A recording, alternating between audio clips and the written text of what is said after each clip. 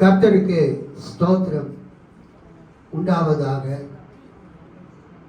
இந்த 2026வது வருஷம் ஏப்ரல் மாதம் 3ஆம் தேதி இந்த பெரிய வெள்ளிக்கிழமை ஆகிய இந்த திருநாளிலே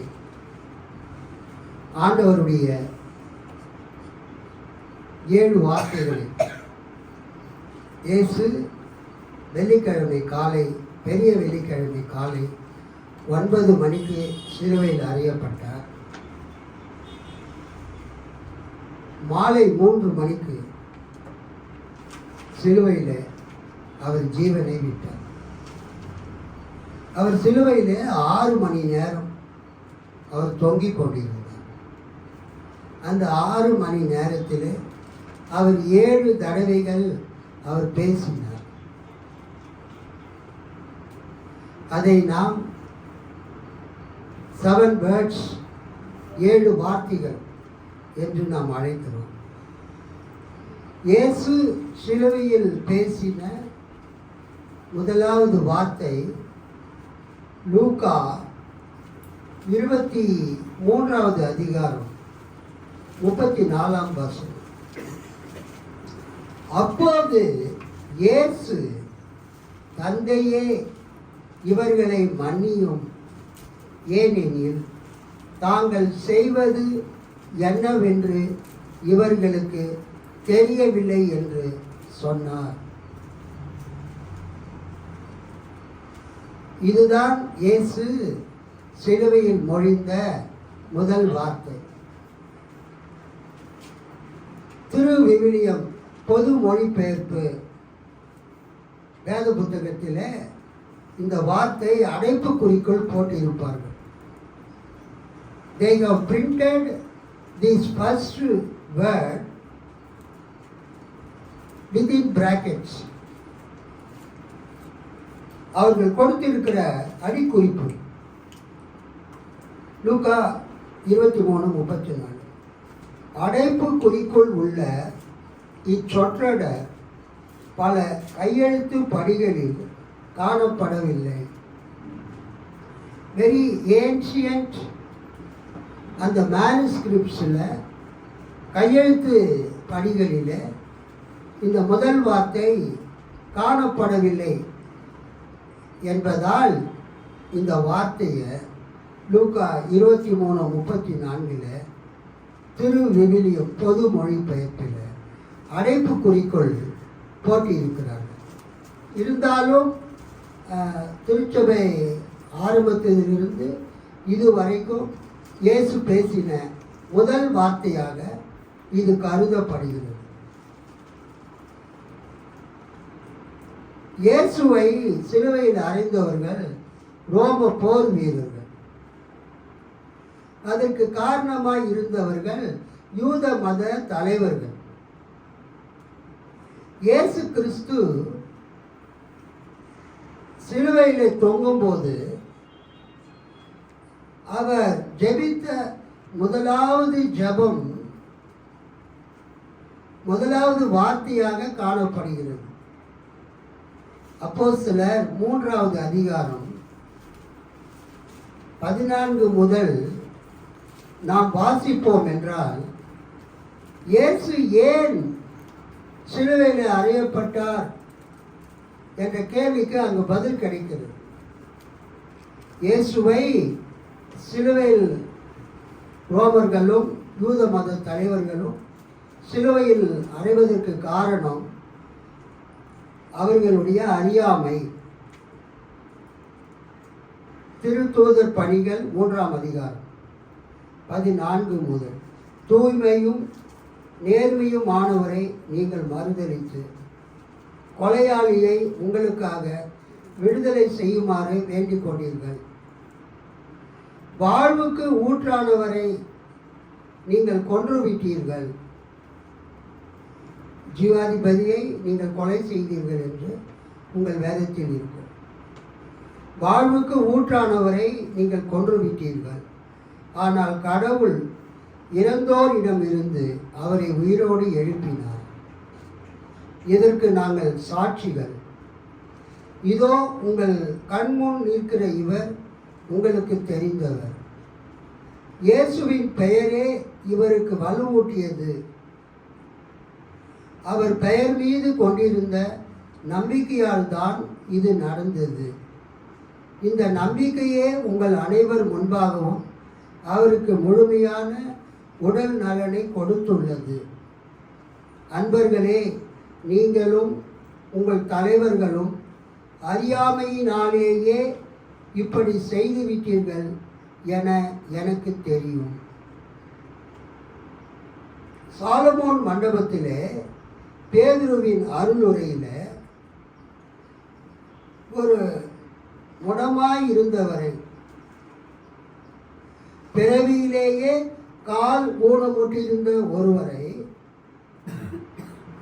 தேவாலயத்தினுடைய அழகு வாயிலில் அலங்கார வாசலில் பிச்சை கேட்டு கொண்டிருந்தவரை பேதுருவும் யோவானும் இயேசுவின் நாமத்தினாலே அவர் எழுந்து நடக்கச் செய்தார்.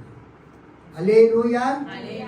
அவரும் எழுந்து நின்று பேதுருவோடும் யோவானோடும் எருசலேம் தேவாலயத்திற்குள் சென்று தேவனை அவர் வணங்கினார். அப்பொழுது அந்த சாலமோன் மண்டபத்திலே பேதுரு பிரசங்கம் செய்கிறார். அந்த பிரசங்கத்திலே அவர் என்ன செய்கிறார்? நீங்களும் யூதர்களும் உங்கள் யூத மத தலைவர்களும் அறியாமையினாலே கடவுளுடைய மகனாகிய தேவகுமாரனாகிய இயேசுவை சிலுவையிலே அறைந்தீர்கள் என எனக்கு தெரியும். இங்கே அவர் சொல்ல வரக்கூடிய குறிப்பு என்னவென்றால், யூத மத தலைவர்கள், ரோம போர் வீரர்கள் இயேசுவை யார் என்று தெரியாமையினால் சிலுவையிலே அறைந்தார்கள். நீங்களும் உங்கள் தலைவர்களும் அறியாமையினாலேயே இப்படி செய்துவிட்டீர்கள் என எனக்கு தெரியும். அறியாமை, இக்னோரன்ஸ். அறியாமை என்ற வார்த்தைக்கு ஆங்கிலத்தில் இக்னோரன்ஸ். யூத மத தலைவர்கள், ரோம போர் வீரர்கள் இயேசுவை சிலுவையில் அறைய என்ன காரணம்? அவர் யார் என்று அறியாமல் இயேசுவை அவர்கள் சிலுவையிலே அறைந்தார். 1 தீமோத்தேயு 1ஆம் அதிகாரம் 13ஆம் வசனத்தை பாருங்கள்.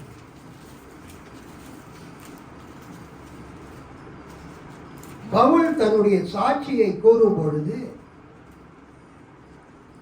அவர் கூறுகிறார், முன்னர் நான் அவரை பழித்துரைத்தேன், துன்புறுத்தினேன், இழிவுபடுத்தினேன்.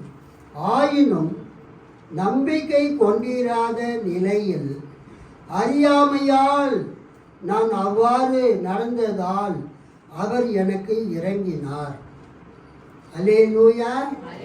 பவுல் கிறிஸ்துவ சீடர்களை, கிறிஸ்துவின் சபையார்களை அவர் துன்புறுத்தினார். தேவனுடைய சபைக்கு பவுல் மூலமாய் பயங்கரமாக உபத்திரவம் கொடுக்கப்பட்டது. கிறிஸ்தவர்கள் துன்புறுத்தப்பட்டார்கள்.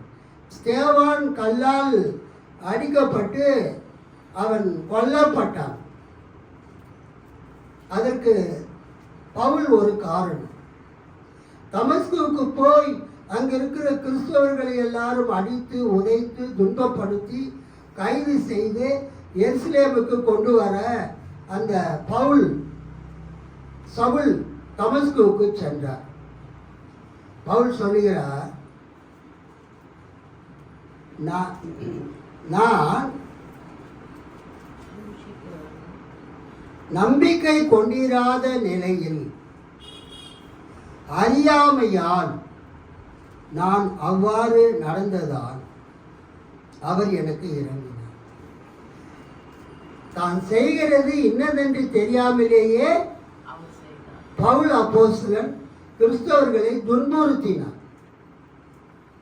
He persecuted the early Christians. இயேசுவினுடைய அந்த முதல் வார்த்தையை நீங்கள் பார்த்தீர்கள் என்றால், பிதாவே இவர்களுக்கு மன்னியும், தாங்கள் செய்கிறது இன்னதென்று அறியாதிருக்கிறார்களே. பழைய திருப்பு. இந்த வசனத்துக்கு நம்ம விளக்கத்தை பார்க்கும்போது, இயேசு ஒரு முறை மட்டும் பிதாவே இவர்களுக்கு மன்னியும், தாங்கள் செய்கிறது இன்னதென்று அறியாது இருக்கிறார்கள் என்று ஒரு முறை மட்டும் அவர் என்ன பண்ணல, அவர் சொல்லல.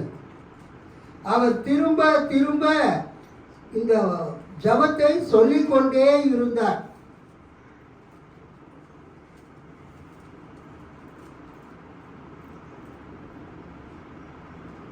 சொன்னார் என்பது கிரேக்க மூலத்தில் முடியா வினை முற்று, இம்பெர்ஃபெக்ட் ஆகும்.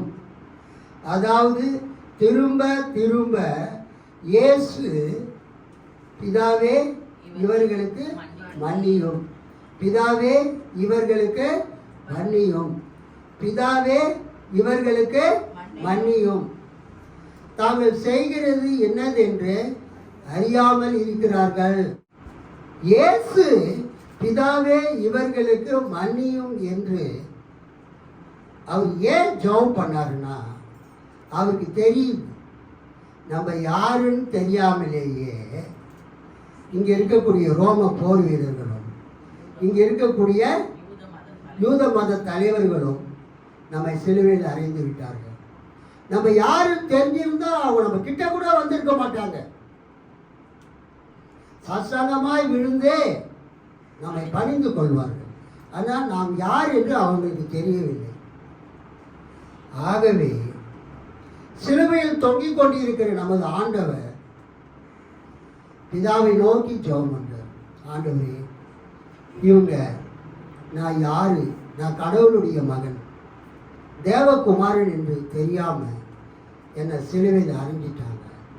Out of their ignorance they crucified me on the cross. சிலுவையிலே என்னை அறைந்து விட்டார்கள். தங்களுடைய அறியாமையினால தயவு செய்து இவர்களை மன்னியும், உமது கோபாக்கினை இவர்கள் மீதே வரக்கூடாது, இவர்கள் மீது இரக்கமாய் இரும் என்று ஒரு தடவை அவர் சொல்லலை. என்ன பண்ணாரா? திரும்ப திரும்ப அவர் சொல்லிக்கொண்டே இருந்தாராம். திரும்ப திரும்ப சொல்லிக் கொண்டிருந்தார். இம்பெர்ஃபெக்ட், முடியா வினை முற்று. நிறைய பேர் கேள்வி கேட்பாங்க, இயேசு சிலுவையில் 7 வார்த்தை சொன்னாரு. அதுல முதல் வார்த்தை பிதாவே இவர்களுக்கு மன்னியும், தந்தையே இவர்களை மன்னியும். 7வது வார்த்தையும் பிதாவே உம்முடைய கரங்களில் என் ஆவியை ஒப்புவிக்கிறேன். சிலுவையில் இயேசு பேசின 7 வார்த்தையில முதல் வார்த்தை பிதாவேன்னு ஆரம்பிக்கும். கடைசி வார்த்தையும் பிதாவேன்னு முடியுது. ஃபாதர், அப்பா, தந்தையே. யூத பிள்ளைகள் தங்கள் தந்தையை அப்பா அப்படின்னு அழைப்பாங்க. இந்த அப்பா அம்மா உலகம் முழுவதும் ஒரே சவுண்டு தான். பார்த்துருக்கிறீங்களா? மாடு கத்துனா கூட பசுமாடு அம்மா அம்மா அப்படின்னு கத்து. எல்லா மிருக ஜீவன்களும் அந்த சவுண்டு போடும்போது, அம்மாவை கூப்பிடும்போது மா. அதே மாதிரி தான் அப்பாவை கூப்பிடும்போதும் அப்பா.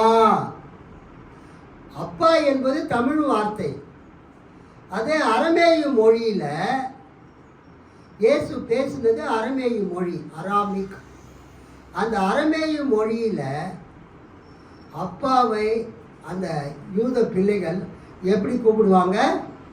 அப்பா, ABBA. நம்ம தமிழ் பைபிளில் அப்பா பிதாவே என்று கூப்பிட பண்ணுகிற புத்திர சுவிகாரத்தின் ஆவியை தேவன் நமக்கு கொடுத்திருக்கிறார் என்று பார்க்கிறோம். அப்பா பிதாவேன்னா அந்த முதல்ல வரக்கூடிய அப்பா அரமேயு வார்த்தை. அரமேயு மொழியில் அவங்க எப்படி கூப்பிடுவாங்க அப்பாவை? அப்பா. அப்புறம் ஃபாதர். ஸோ அரமேய மொழியில் அப்பா, கிரேக்க மொழியில் பேட்டர், PATER, பேட்டர். இங்கிலீஷில் ஃபாதர், தமிழில் தந்தை. ஸோ இயேசு தனது தந்தை இடத்துல அவர் ஒரு வேண்டுதல் வைக்கிறார். அது யாருக்காக? தனக்காக அல்ல. நம்ம ஏசாயா 53:12 பார்த்தோம். இயேசு யாருக்காக வேண்டிக் கொண்டார்? அக்கிரமக்காரருக்காக வேண்டிக் கொண்டார். அக்கிரமக்காரர் என்பது அவரை சிலுவையில் அறைந்த அந்த மக்களை குறிக்கிறது. ரோம போர் வீரர்கள், யூத மத தலைவர்கள், அக்கிரமக்காரர்கள் அவரை என்ன பண்ணாங்க? சிலுவையில் அறைந்தாங்க. ஸ்தோத்திரம். இன்னொரு கேள்வி கேட்பாங்க, இயேசு உலகத்தில் வாழும்போது நிறைய பேருடைய பாவத்தை அவரே மன்னிச்சு இருக்கிறாரு. ஏன் சிலுவையில் தன்னை சிலுவையில் அறைந்தவர்களை நான் உங்களை மன்னிக்கிறேன் என்று சொல்லவில்லை? அங்கே என்ன விஷயம்னா, விபச்சாரம் பண்ண அந்த பெண்ணை இயேசு மன்னித்தார். உன் பாவங்கள் மன்னிக்கப்பட்டது, நீ போ, இனி பாவம் செய்யாது. ஒரு திமிர்வாதக்காரன் படுக்கையாக இருக்கிறான். 4 பேர் தூக்கிட்டு வந்தாங்க அவனை. இன்னும் சொல்ல போனால் அவருக்கு இருந்த வீட்டினுடைய ஓட்டையெல்லாம் பிரிச்சுட்டு, ஆமாம், கட்டிலில் படுக்க வச்சு அவனை என்ன பண்ணாங்க? கீழே இறக்குனாங்க. 4 பக்கமும் கயிறு கட்டி. அவனை பார்த்து இயேசு என்ன சொன்னார்? உன் பாவம் உனக்கு மன்னிக்கப்பட்டது, மகனே, உன் பாவம் உனக்கு மன்னிக்கப்பட்டது.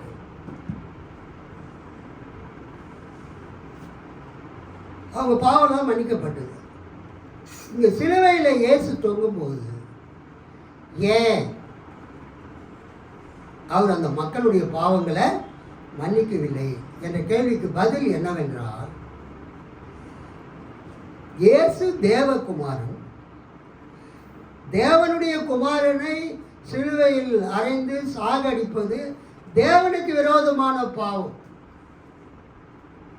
தேவனுடைய குமாரனை சிலுவையில் அறைந்து கொல்லுவது யாருக்கு விரோதமான பாவம்? தேவனுக்கு விரோதமான பாவம். It is a crime against God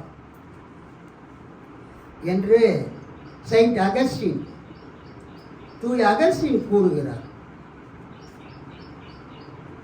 இயேசுவை சிலுவையில் அறைந்தவர்கள் இயேசுவின் பகைவர்கள் மட்டுமல்ல, அவர்கள் தேவனுடைய எதிரிகள். அவர்கள் பிதாவுக்கு எதிரான குற்றவாளிகள். அவர்கள் பிதாவின் ஆளுகைக்கு விரோதமாக மாபெரும் குற்றத்தை, ட்ரீசன் அகைன்ஸ்ட் காட். இயேசுவை சிலுவையில் அறைந்தவர்கள் யாருக்கு விரோதமான குற்றத்தை செய்திருக்கிறார்கள்? தேவனுக்கு விரோதமான, கடவுளுக்கு விரோதமான குற்றத்தை செய்திருக்கிறார்கள். Treason against God. மகனின் நியாய தீர்ப்பு பிதாவாகிய கடவுளிடம் உள்ளது. பிதாவுக்கு எதிரான குற்றவாளிகளை பிதாதான் மன்னிக்க வேண்டும். அல்லேலூயா. பிதாவுக்கு எதிரான குற்றவாளிகளை யார்தான் மன்னிக்க வேண்டும்? பிதாதான் மன்னிக்க வேண்டும் என்று தூய அகஸ்டின் குறிப்பிடுகிறார்.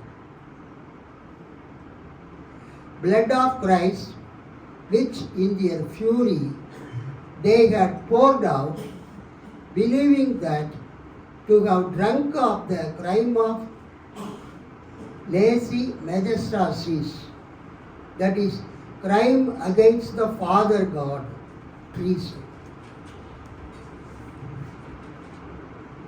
இயேசு சிலுவையில் அந்த தன்னை சிலுவையில் அறைந்தவர்களை மன்னிக்கும்படியாக பிதாவினிடத்திலே அவர் கேட்டதை அங்கு பார்த்து கொண்டிருந்த குற்றவாளிகளில் ஒருவன் மனம் திரும்பினான். அல்லேலூயா. இயேசுவை சிலுவையில் அறையும் பொழுது ரெண்டு பக்கமும் ரெண்டு குற்றவாளிகள் இருந்தார்கள். மனம் திரும்பின குற்றவாளி பெயர் டிஸ்மாஸ், மனம் திரும்பாத குற்றவாளி பெயர் கெஸ்டாஸ்.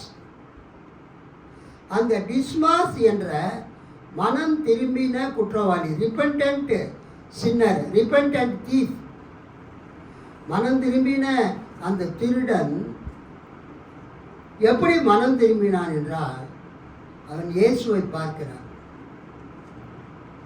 பொதுவாக சிலுவையில் தொங்குறவங்க மற்றவங்களை கெட்ட வார்த்தை சொல்லி திட்டுவாங்க. மற்றவங்களோடு அவங்க என்ன பண்ணுவாங்கன்னா சண்டை போடுவாங்க. ஆனால் இயேசு சிலுவையில் தொங்கும்போது சாந்தமாக இருந்தார், அன்பாக இருந்தார். தன்னை சிலுவையில் அறைந்தவர்களை தேவன் ரட்சிக்கும்படியாக தேவனிடத்தில் விண்ணப்பம் செய்தார். அதை பார்த்த ஆயிரக்கணக்கான யூதர்கள் மனம் திரும்பினார்கள். எப்போ அந்த புக்கு இருக்கு, Gospel Parallels, Theological Publication of India,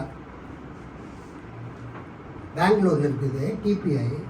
அவங்க Gospel Parallels a synopsis of the first 3 Gospels என்கிற ஒரு புத்தகத்தை வெளியிட்டிருக்கிறாங்க.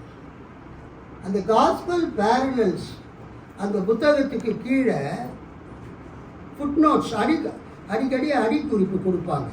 இந்த முதல் வசனத்தில் அவங்க என்ன அடிக்குறிப்பு கொடுத்துருக்குறாங்க, ஏசாயா 53:12 விளக்கத்திற்கு கொடுக்கப்பட்டுள்ள அடிக்குறிப்பில் நம்ம என்ன பார்க்குறோன்னா, இயேசு தன்னை சிலுவையில் அறைந்தவர்களை பிதா மன்னிக்குமாறு வேண்டியதை பார்த்து கேட்ட சிலுவை அண்டையில் நின்ற ஆயிரக்கணக்கான யூதர்கள் இயேசுவை விசுவாசித்தார்கள் என்று நசரேயர்களின் நற்செய்தியில் காஸ்பல் ஆஃப் நசரேயன்ஸ் என்ற நூலில் ஏசாயா 53:12 விளக்கமாக கொடுக்கப்பட்டிருக்கிறதை இந்த காஸ்பல் பேரல்ஸில் எழுதியிருக்கிறாங்க. அல்லேலூயா.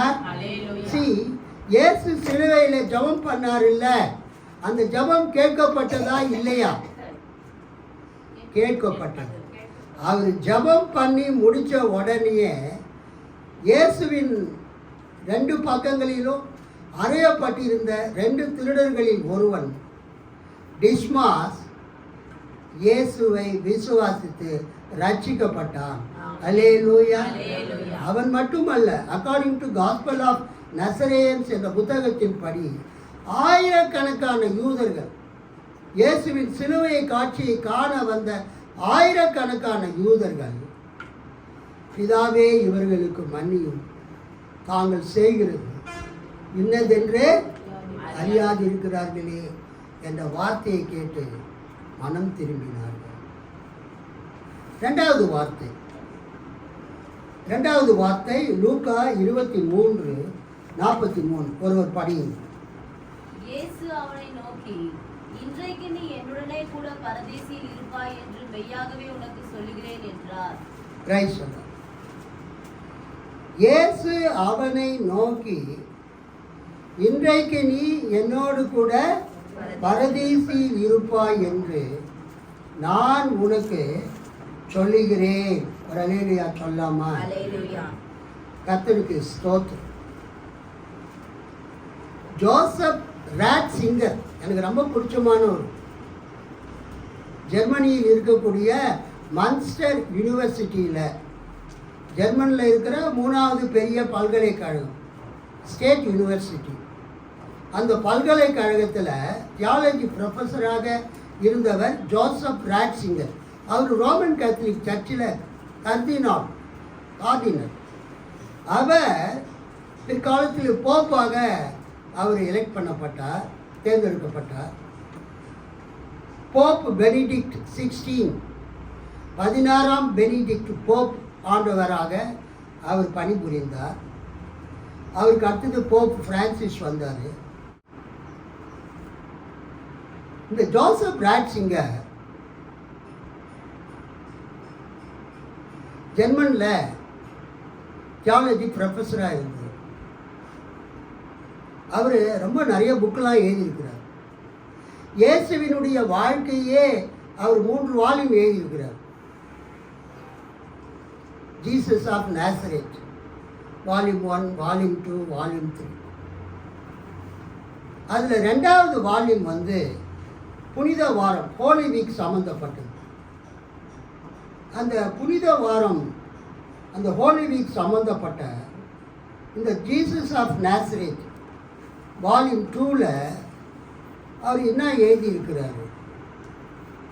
இன்றைக்கு நீ என்னோடு கூட பரதீசில் இருப்பாய். ஹல்லேலூயா, கர்த்தருக்கு ஸ்தோத்திரம். Today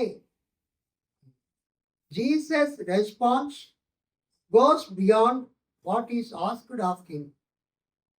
அந்த இயேசுவினுடைய சிலுவைக்கு 2 பக்கத்திலே அறையப்பட்டிருந்த அந்த கல்வர்களில் ஒருவன் ஒரு கேள்வி கேட்கிறான். ரெக்வஸ்ட், ஆண்டவரே, உம்முடைய ராஜ்யத்துக்கு நீ வரும்போது அடியேனை நினைத்தருளும். Remember me when you come in your kingly power. Remember me when you come in your kingly power. உமது ராஜரீக அந்த அதிகாரத்தோடு நீர் வரும்பொழுது என்னை நினைத்தருளும் என்று அவன் கேட்கிறான். Jesus, remember me when you come in your kingly power. Revised Standard Version, RS. அதில் கிங்லி பவர் என்று அவங்க மொழிபெயர்த்திருக்கிறாங்க. அதையே இந்த ஜோசப் ராட்சிங்கர் என்ற போப் பெனிடிக்ட் 16 அதை பயன்படுத்தி அவன் என்ன கேட்கிறான்? அந்த திருடன், மனம் திரும்பின திருடன் என்ன கேட்கிறான்? நீர் உம்முடைய ராஜ்யத்தில் வரும்போது என்னை சரிப்பா நான் நினைச்சுக்கிறேன்ப்பான்னு சொல்லியிருக்கோம். ஆனா அவர் என்ன சொல்றாரு? ஜீசஸ் அவன் கேட்டதுக்கு மிஞ்சி பதில் சொல்றாரு.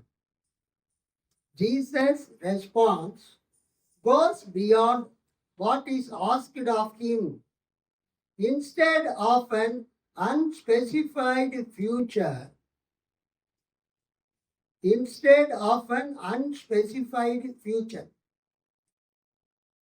ஒரு குறிப்பிட்ட ஒரு காலக்கெடு இல்லாத எதிர்காலத்தை அவர் குறிப்பிடாமல், he speaks of that very day.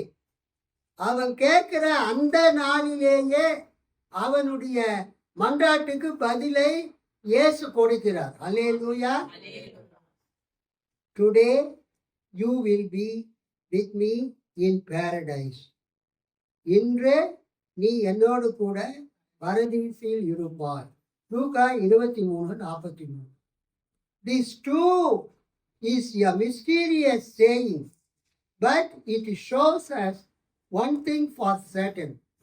Jesus knew he would enter directly into fellowship with the Father, that the promise of paradise was something he could offer today.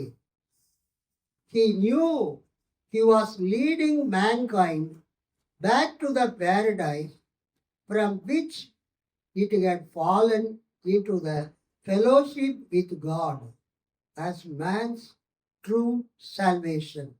கவனிங்க, இயேசு அந்த சிலுவையில அவர் மரித்த பிறகு உடனடியாக அவர் பிதாவினுடன் ஐக்கியம் கொள்ளும்படியாக அவர் பரலோகத்துக்கு சென்று விடுவார் என்று இயேசுவுக்கு தெரிந்திருந்தது. அல்லேலூயா.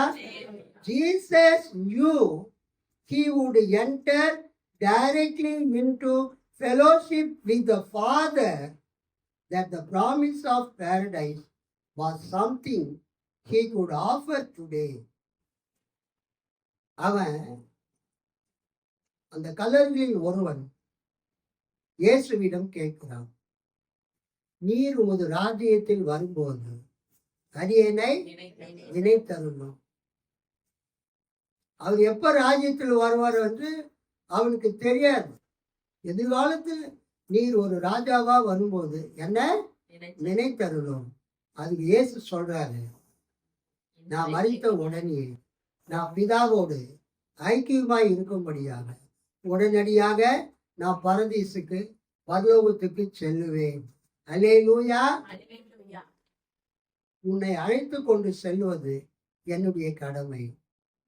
நான் உன்னை என்னோடு அந்த பரதீசுக்கு நான் அழைத்து செல்கிறேன்.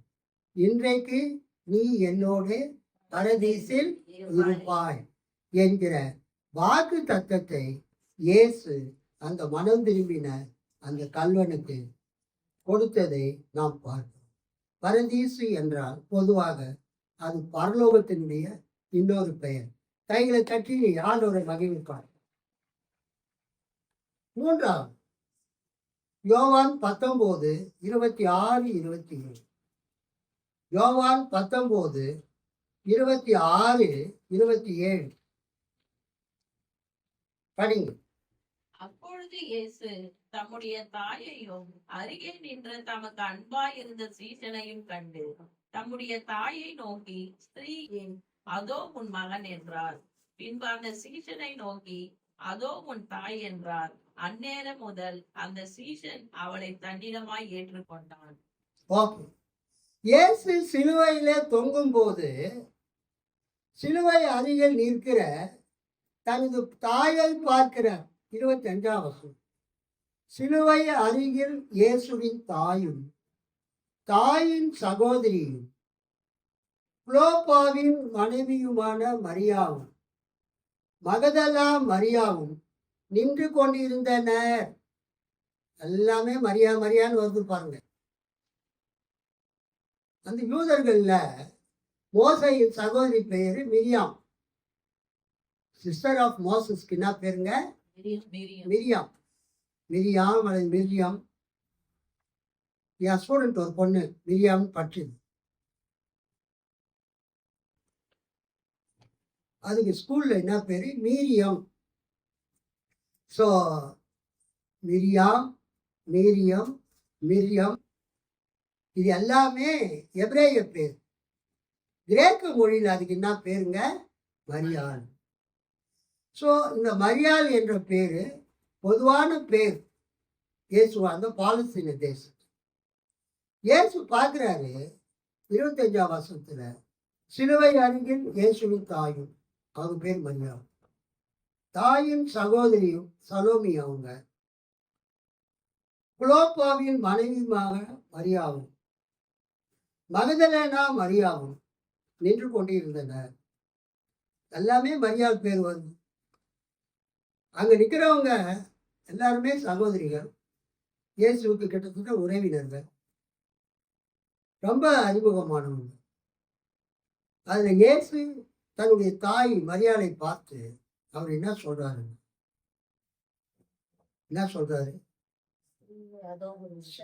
இயேசு தம் தாயையும் அருகில் நின்ற தம் அன்பு சீடரையும் கண்டு தம் தாயிடம், அம்மா, இவரே உன் மகன் என்றார். யோவானை பார்த்து என்ன சொல்றாரு? ஆமா, அதோ உன் மகன், அது இவரே உன் மகன். பின்னர் தம் சீடரிடம், இவரே உன் தாய் என்றார். அந்நேரம் முதல் அச்சீடர் அவரை தம் வீட்டில் ஏற்றுக்கொண்டார். இயேசு தன்னுடைய பொறுப்பை உணர்கிறார். பாலஸ்தீன தேசத்துல ஒரு யூத போதகர் மரிக்கும் பொழுது தன்னுடைய மூத்த மகனை அழைத்து தன் குடும்பத்தை பார்த்து கொள்ளும்படியான பொறுப்பை அவனுக்கு கொடுப்பார். அப்பா, நான் சாப்பிட்றேன், நான் செத்துட்டு பிறகு நம்ம அம்மா, நம்ம அக்கா, தங்கச்சி, தம்பிங்களெல்லாம் நீ என்ன செய்ய பார்த்துக்கணும். He will transfer the responsibility of seeing the family, looking after the family. ஒரு போதகர் யூத குருவுக்கு மூத்த மகன் இல்லை என்றால் தன்னுடைய கல்லூரியிலே படிக்கிற அவர்கிட்ட படிக்கிற மாணவர்களிலே சிறந்த மாணவனை கூப்பிட்டு, நான் மறிக்க போறேன், உன்னுடைய போதகர் என்னுடைய மனைவியையும் பிள்ளைகளையும் நீ பார்த்துக்கணும். Take the responsibility of my family என்று அந்த பொறுப்பை கொடுத்துவிட்டு அவர் மறுப்பார். அதைத்தான் இங்கு நாம் பார்க்கிறோம். ரோமன் கத்தோலிக்க போதனைப்படி மரியாள் கல்யாணமே பண்ணிக்கணும். அப்ப இயேசுவுக்கு ஒரே மகன் யார்? அந்த மரியாளுக்கு இயேசு ஒருத்தர். கத்தோலிக்க திருச்சபையில மரியாள் இயேசுவை பெற்ற பிறகு யோசேப்போடு சேர்ந்து வாழவில்லை. சாகிற வரைக்கும், இயேசு சாகிற வரைக்கும் அந்த அம்மா யாரையும் கல்யாணம் பண்ணிக்கல. கடைசி வரைக்கும் அவங்க வேற பிள்ளைகள் எதுவும் பெற்றல. அந்த அம்மாவுடைய ஒரே மகன் யாரு? இயேசு தான். இப்ப இயேசு சிலுவையிலே தொங்கிக் கொண்டிருக்கிறார்.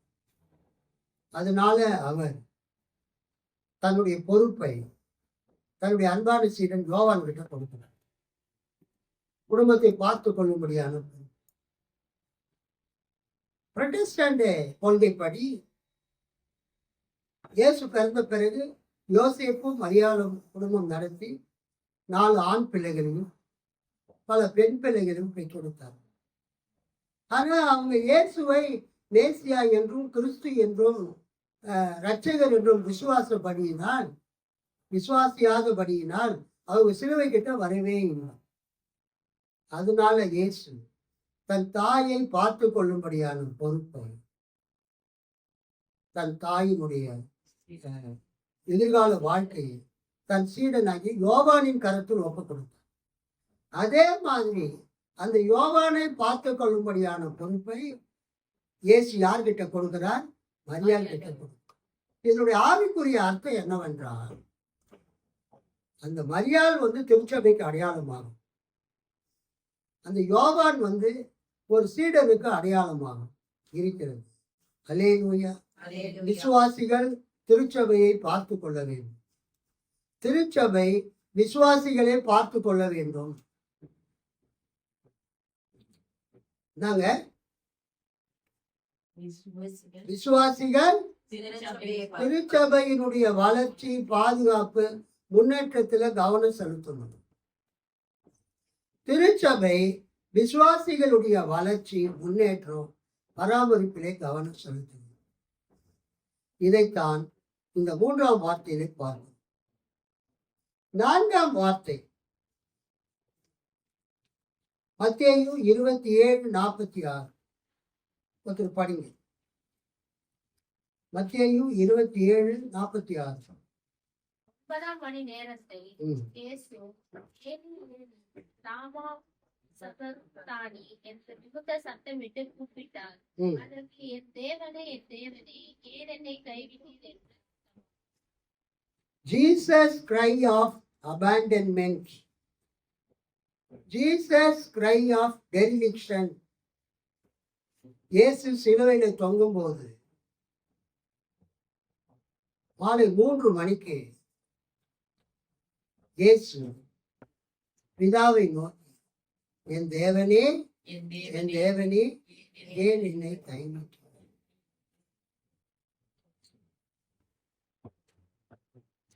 இந்த 4ஆம் வார்த்தை ஒரு உண்மையான வார்த்தை. இயேசு சிலுவையில தொங்கும் போது தேவன் அவரை காப்பாற்றணும்னு நினைச்சிட்டு இருந்தா ஒரு தேவதூதனை அனுப்பி அவர் வானத்துக்கு பூமிக்கு நடுவில் அந்த சிலுவையில தொங்கும் போது 2 கையில் இருக்கிற ஆணியை உருவி போட்டுவிட்டு, அவர் கால்களில் 2 காலில் அடிக்கப்பட்டிருக்கிற அந்த ஆணியை உருவி போட்டுவிட்டு அவர் அப்படியே தோல் மேல தூக்கிட்டு பரலோகத்துக்கு வந்துடுங்க அப்படின்னு இயேசு சொல்லியிருக்கணும். முடியுமா? தேவன் சொல்லியிருக்கணும். முடியுமா? முடியாதா? தேவனால் கூடாத காரியம் ஒன்றுமில்லை. அவர் நினைச்சிருந்தா, தேவன் மட்டும் நினைச்சிருந்தா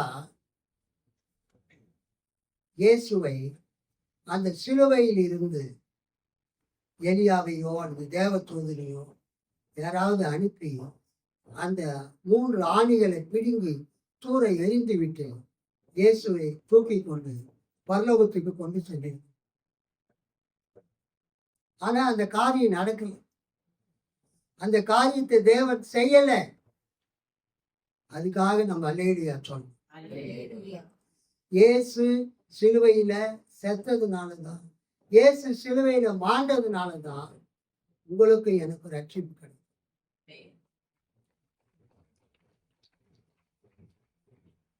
1 பவுல் சொல்வாரு, பாவிகளை ரட்சிக்க கிறிஸ்து இயேசு உலகத்துக்கு வந்தார். பஸ்கா ஆடு அடிக்கப்பட வேண்டும். யாத்திராகமம் 12 அதிகாரம். அந்த பஸ்கா ஆடு அடிக்கப்பட்டு அந்த ரத்தம் சிந்தப்பட்ட பிறகு அந்த ரத்தம் வாசல் கால்களிலே பூசப்பட்டது, நிலை சட்டத்திலே பூசப்பட்டது. அதை பார்த்து கர்த்தர் கடந்து போனார். அல்லேலூயா. அந்த வீட்டில் இருந்தவர்கள் ரட்சிக்கப்பட்டாங்க, காப்பாற்றப்பட்டாங்க. இந்த நேரத்தில் பிதாவாகிய தேவன் இயேசு கிறிஸ்துவை சிலுவையில சாவதற்கு அவரை ஒப்பு கொடுத்தார். அல்லேலூயா. சரியான கேள்வி. என் தேவனே, என் தேவனே, ஏன் என்னை கைவிட்டான்? வேத புத்தகத்துல நிறைய கேள்விகள் இருக்குது. அத்தனை கேள்விகளுக்கும் பதில் இருக்குது. ஆனா பதில் இல்லாத ஒரே கேள்வி இந்த கேள்விதான். எந்த கேள்வி? என் தேவனே, என் தேவனே. 22ஆம் சங்கீதம் 1ஆம் வசனத்துல இந்த வசனம் வரும். சரி, அடுத்ததாக 19:28 யோவான் 19:28 5வது.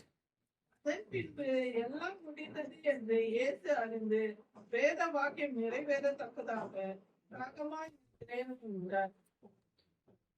தாகமாய் இருக்கிறேன். ஐ thirst.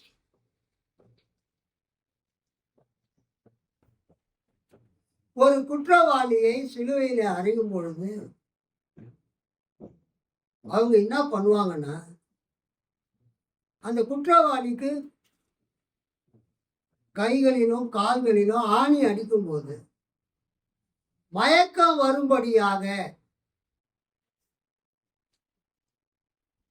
ஒரு காடியை கொடுப்பாங்க. மயக்கம் வரக்கூடிய என்ன கொடுப்பாங்க? ஒரு காடி. அது குடிச்சா மயக்கம் வந்து. ஒரு பேஷண்ட் மருத்துவமனையில அறுவை சிகிச்சை செய்யும் பொழுது ஆபரேஷன் தியேட்டருக்கு போன உடனே என்ன கொடுப்பாங்க? மயக்க மருந்து கொடுப்பாங்க, இன்ஜெக்ஷன் போடுவாங்க. எனக்கு ஒரு பெரிய ஆக்சிடென்ட் ஆச்சு. முகத்தில் இருக்கிற எலும்பெல்லாம் உடஞ்சிடுச்சு, மல்டிபிள் ஃப்ராக்சர். அப்போ பூந்தமல்லி கிட்ட இருக்கிற சபிதா டென்டல் காலேஜ் ஹாஸ்பிட்டல்ல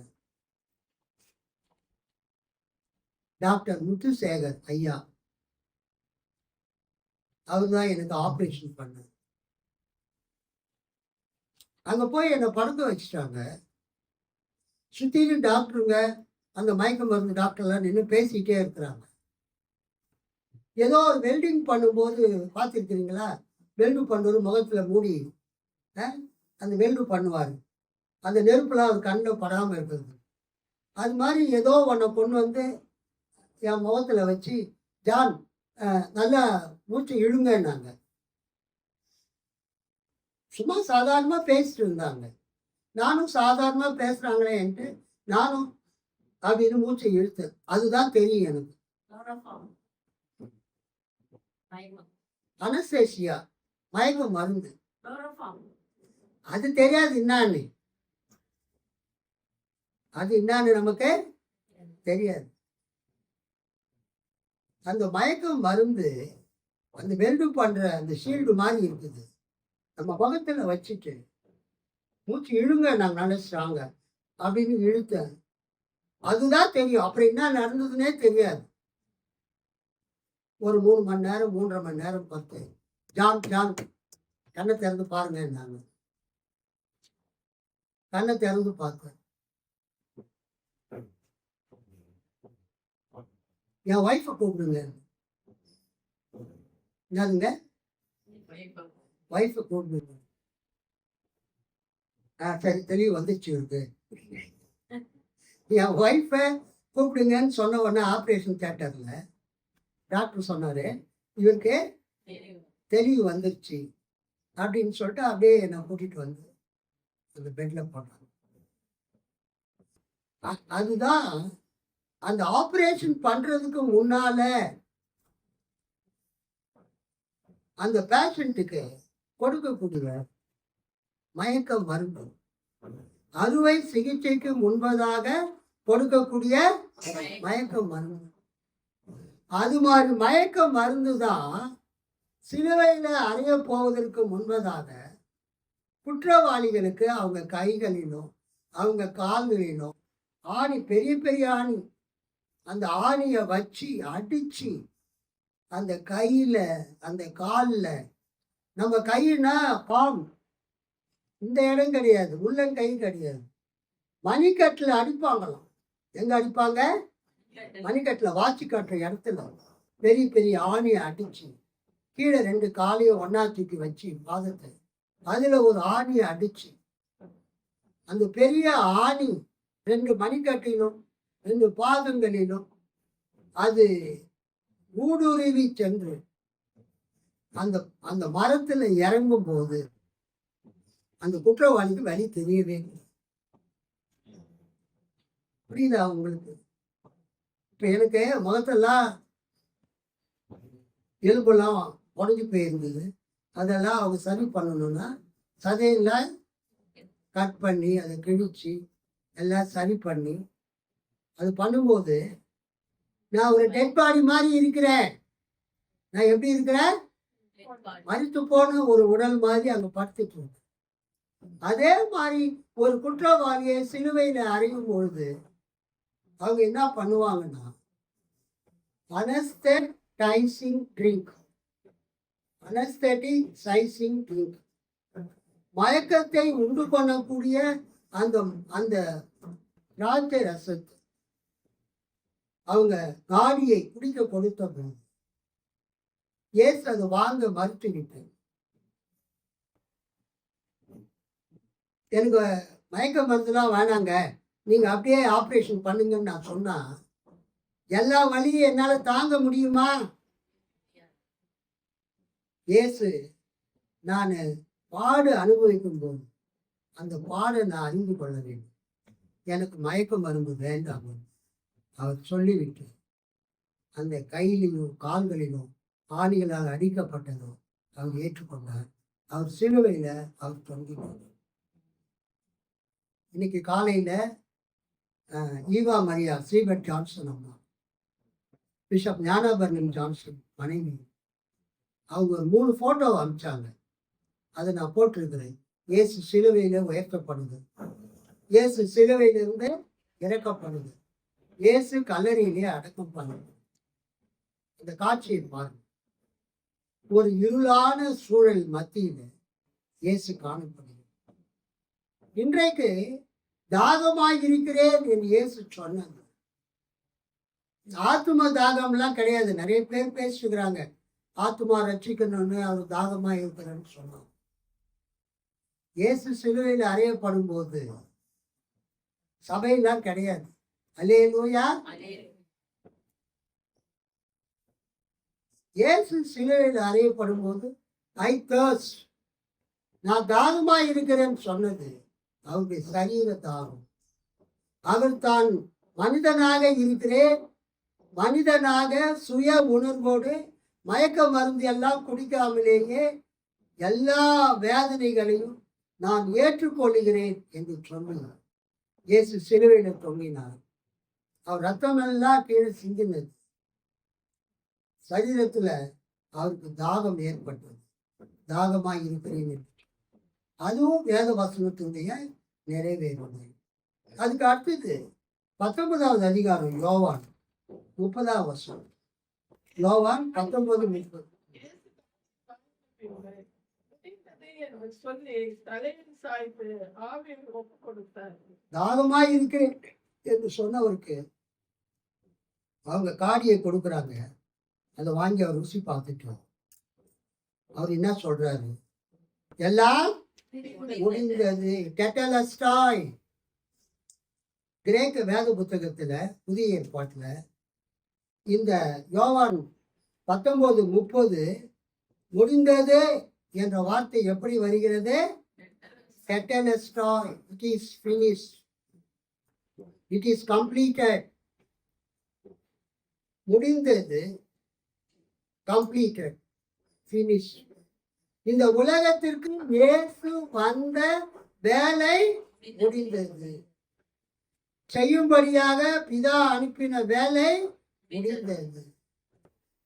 இயேசுவை குறித்து சொல்லப்பட்ட வேத வசனங்கள் நிறைவேறி முடிந்தது.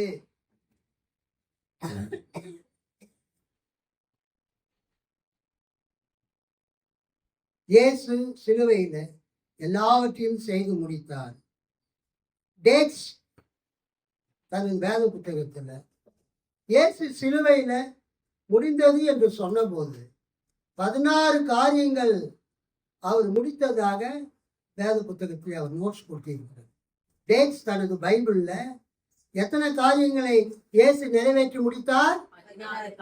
16 காரியங்களை நிறைவேற்றி முடித்தார். முக்கியமா நமது ரட்சிப்பு முடிந்தது. பழைய ஏற்பாடு முடிந்தது. பழைய ஏற்பாட்டு பலிகள், பழைய ஏற்பாட்டு ஆராதனை முறை எல்லாம் முடிந்தது. அல்லேலூயா. இயேசு புதிதும் ஜீவனுமான மார்க்கத்தை ஏற்படுத்தினார். லாஸ்ட் லூக்கா 23:46. லூக்கா 23:46. இயேசு பிதாவே உம்முடைய கைகளில் என் ஆவியை ஒப்புக் கொடுக்கிறேன் என்று மகா சத்தமாய் கூப்பிட்டு சொன்னார். இப்படி சொல்லி ஜீவனை விட்டார். ஆமென். சங்கீதம் 31:5 படி.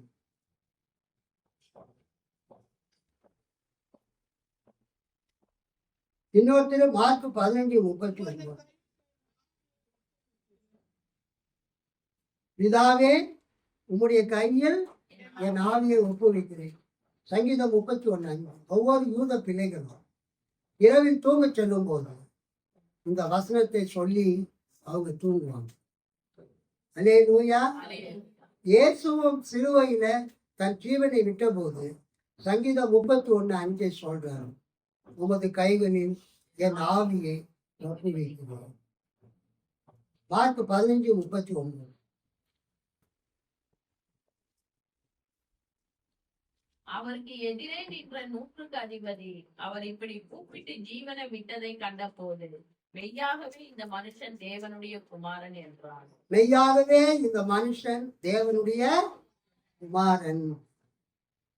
இயேசு சிலுவையில தனது ஜீவனை விட்ட பிறகு தேவாலயத்தின் திரைச்சீலை மேலிருந்து கீழாக 2ஆக பூமி அதிர்ச்சி ஏற்படும். மரித்தோர் எத்தனையோ பேர் உயிராக எழுந்தாங்க. அவங்க பரிசுத்த நகரம் எருசலேமில் அவங்க போய் காணப்பட்டாங்க. கடைசியாக 100க்கு அதிபதி இயேசு சிலுவையில அறியப்படுகிறது பார்த்து கொண்டிருந்தவன் அவர் சொல்றாரு, நானும் எத்தனையோ பேர் சிலுவையில் அறைஞ்சிருக்கிறேன், பார்த்து இருக்கிறேன். ஒருவரும் இந்த இயேசுவை போல சிலுவையில மரிக்கிறார். இயேசு மெய்யாகவே தேவனுடைய குமாரன்.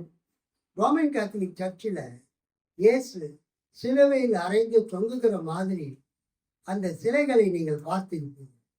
அதுக்கு காரணமே இந்த 100க்கு அதிபதி.